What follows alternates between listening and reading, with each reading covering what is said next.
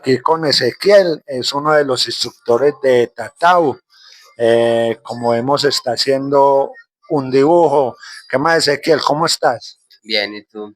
Bien, hermano. ¿Cuánto llevas en el arte del tatuaje? Llevo 9 años tatuando. ¿Y cómo te va con el tatuaje? Me va muy bien.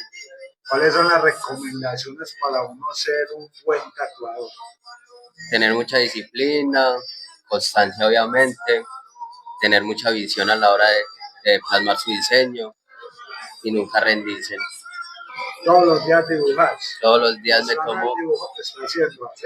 me tomo 2 horitas dibujando. Todos los días siempre hay que tener en cuenta que siempre tenemos que estar dibujando, agilizar nuestra mano. Y el dibujo nos ayuda mucho a entender proporciones, degradados, texturas, luces, y eso lo llevamos al mundo del tatuaje y nos va a ir mejor. ¿Cuál es el concepto tuyo para recomendarle a una persona cuando tiene en mente la idea de tatuarse? O sea, ¿cuáles son la metodología que deben de seguir para decidir si se van a tatuar o no? Primero, buscar un buen tatuador, obviamente, dependiendo del estilo que se especialice el tatuador, buscarlo y hablar mucho con el tatuador. Discúlpame. ¿Qué debemos de mirar en un tatuador para saber si es buen tatuador o no? Primero, la bioseguridad, la técnica a la hora de realizar su proceso, el cómo se expresa con su cliente, si es humilde, si es respetuoso, obviamente, porque la mayoría de los tatuadores son mucho, si tienen el ego muy alto, entonces ahí es donde pierden mucho la humildad, por decirlo así, ¿cierto? Entonces siempre hay que tener eso en cuenta, que su tatuador sea humilde, que sepa de la técnica que le va a realizar en su piel, porque es un trabajo para toda la vida. Entonces siempre hay que tener eso muy en cuenta a la hora de usted realizarse un buen procedimiento. ¿Y cómo hacemos para que una persona del común que no sabe sobre estilos de tatuaje decida qué estilo quiere?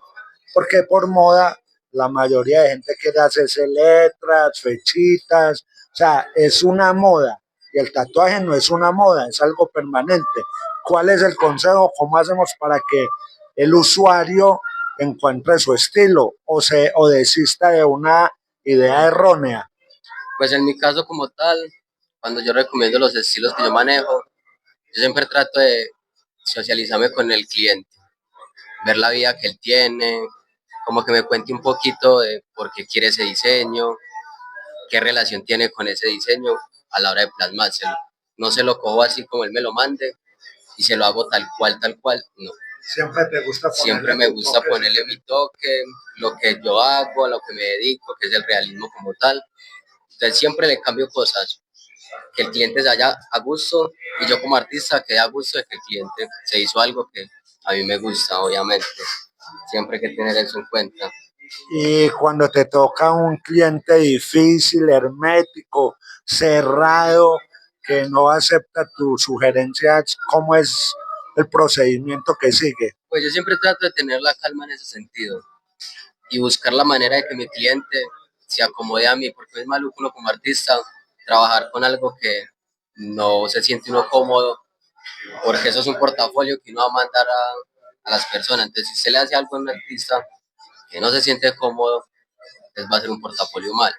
Pero si usted se calma, se tranquiliza, habla con él, le muestra ideas, le explica por qué es esto y se hace esto y esto, creo yo que va a entender un poquito más a que usted haga un diseño y se lo entregue así tal cual como él se lo manda. Porque yo siempre he dicho, los clientes no tienen la razón sobre nosotros.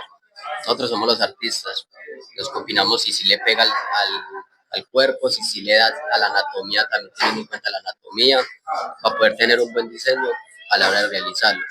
Entonces siempre escuchar las dos opiniones, del artista y del lienzo. Siempre hay que escuchar esas dos opiniones. Simplemente el artista tiene un 90%, el lienzo tiene un 20% porque no sabe nada de tatuar, no sabe nada de técnicas. Uno como artista sí tiene esa facilidad de decirle al cliente si esto le da, si esto no le da. Siempre hay que tener en cuenta eso mucho. ¿Cuánto llevas en esta academia? De docente llevo un año en la Academia Tatu Academia. Llevo un año. Ahora sí, vamos a hablar de el perfil de docente pasaste de ser un tatuista a ser un profesor. ¿Cómo fue ese proceso y cómo fue ese cambio? Porque es un cambio, es una responsabilidad más el ejercer al enseñar. Entonces, porque de vos depende que las personas que llegan nuevas ejerzan el oficio de una manera viable, ética, profesional. ¿Cómo fue ese proceso? Bueno, mi proceso empezó a los 14 años. Yo empecé a tatuar a los 14 años, ¿cierto? Duré 5 años tatuando empíricamente, obviamente, viendo videos en YouTube, dañando personas, obviamente uno tiene que dañar personas. Siempre me ha gustado enseñar lo poquito que sé, desde que cómo coger una aguja, una máquina, qué es un cartucho. Entonces, todas esas basecitas siempre me ha gustado enseñarlas, compartirlas. Entonces, yo empecé a los 14, duré 5 años empíricamente y ahí me metí a la academia Tatu Academy como estudiante también. Fui estudiante, ya ahí vieron mi potencial porque yo no mantenía en piel sintética sino tatuando en piel real. Y ahí vieron mi potencial y me metieron aquí también viendo mi disponibilidad, cómo soy con las personas, que me gusta ayudarlas mucho, obviamente.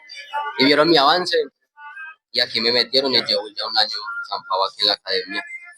Contanos cómo es la perspectiva sobre esta academia que ya lleva 8 o 9 años y que de pronto hay mucha gente que es escéptica porque tatuadores hoy en día, cuando yo empecé habían 17 en el 2000, hoy es 2026 y pueden haber 5.000 tatuadores en Medellín, sin contar que en cada pueblo hay 3, 4, 5 y hay muchos muy buenos, unos empíricos, otros como vos que aprendieron de tutorial en TikTok, en YouTube, también todas las redes, y hay unos que deciden meterse a algo muy formal como esto.